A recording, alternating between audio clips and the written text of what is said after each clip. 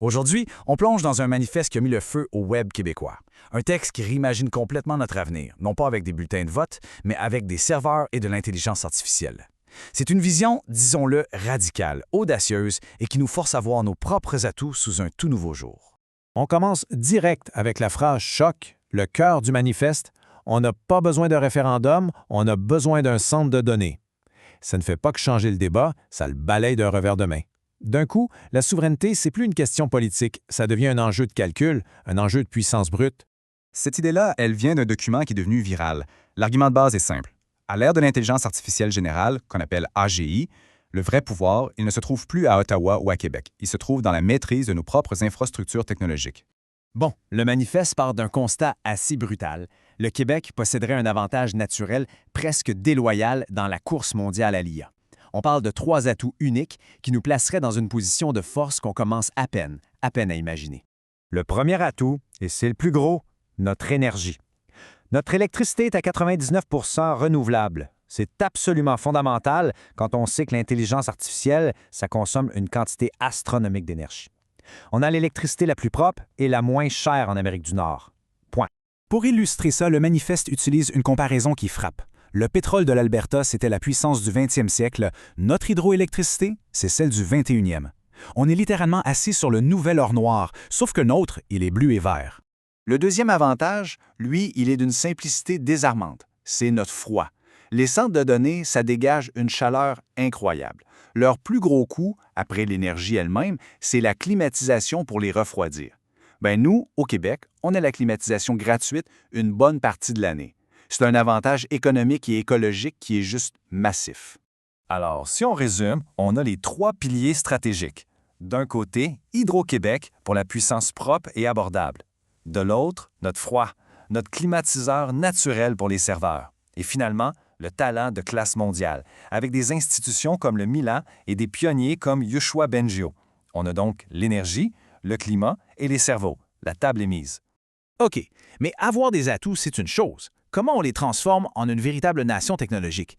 C'est là que le manifeste propose un plan de match, une sorte de feuille de route, les 10 commandements de la souveraineté numérique. En voici quelques-uns des plus percutants. Premièrement, rapatrier nos capacités de calcul sur notre territoire. Fini de louer du temps de serveur ailleurs. Deuxièmement, arrêter l'hémorragie de nos talents vers Toronto et les États-Unis. On les forme ici, on les garde ici. Troisièmement, un point crucial, entraîner nos modèles d'IA en français d'abord, pour que notre culture, notre langue, survivent et s'épanouissent dans cette révolution. Et enfin, bâtir nos propres centres de données plus grands, plus puissants. Et ça illustre parfaitement le 10e commandement « Tu ne diras point, on est trop petit ». Israël, la Corée du Sud puis Singapour te regardent et rient de toi. Cet argument-là, il vise directement notre complexe d'infériorité et nous compare à des nations plus petites qui sont devenues des géants technologiques. La taille, c'est pas une excuse. Le manque d'audace, par contre? Le manifeste ne se contente pas de lister des arguments. Il nous propose une vision concrète et même assez drôle de ce à quoi ce futur pourrait ressembler. On va se plonger dans un court sketch qui met en scène une AGI souveraine dans le bureau du premier ministre.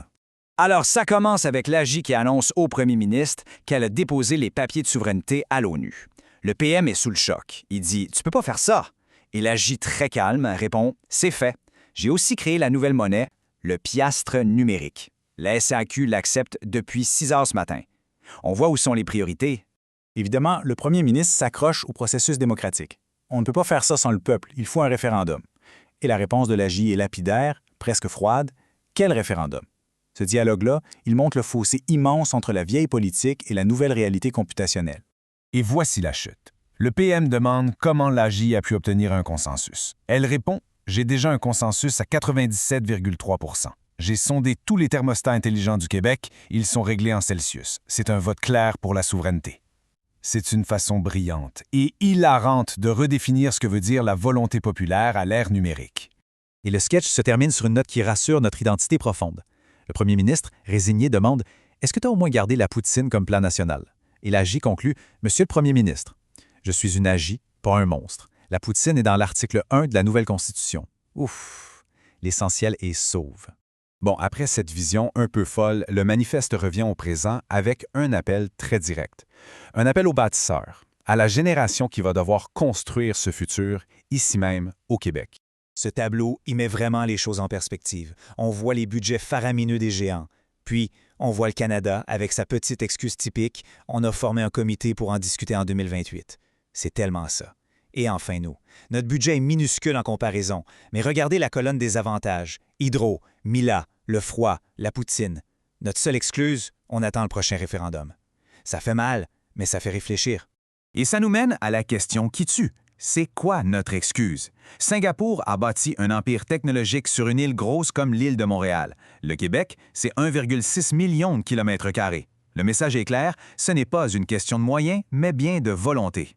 Pour nous mobiliser, le manifeste utilise une analogie historique puissante. Il qualifie cette opportunité de « baie James du 21e siècle ». C'est un appel à retrouver l'ambition démesurée qui a défini le Québec moderne, l'audace de construire quelque chose de plus grand que nous. L'IA souveraine, ce serait notre prochain grand projet de société. L'appel final, c'est un cri de ralliement. C'est notre révolution tranquille 2.0. Notre moment. C'est un appel à l'action pour tous les jeunes talents, les étudiants génies en informatique. Le chantier, il est ici. L'avenir se construit au Québec où il se fera sans nous, avec notre électricité pour alimenter les rêves des autres. Et on termine en revenant à la thèse centrale, la phrase qui change tout. Le Québec n'a pas besoin d'un référendum. Le Québec a besoin d'un data center souverain. Une idée qui propose une nouvelle voie, pas politique, mais technologique. La question, ce n'est donc plus de savoir si on doit faire la souveraineté, mais bien comment on va la construire. Et si le prochain grand chantier, c'était celui-là.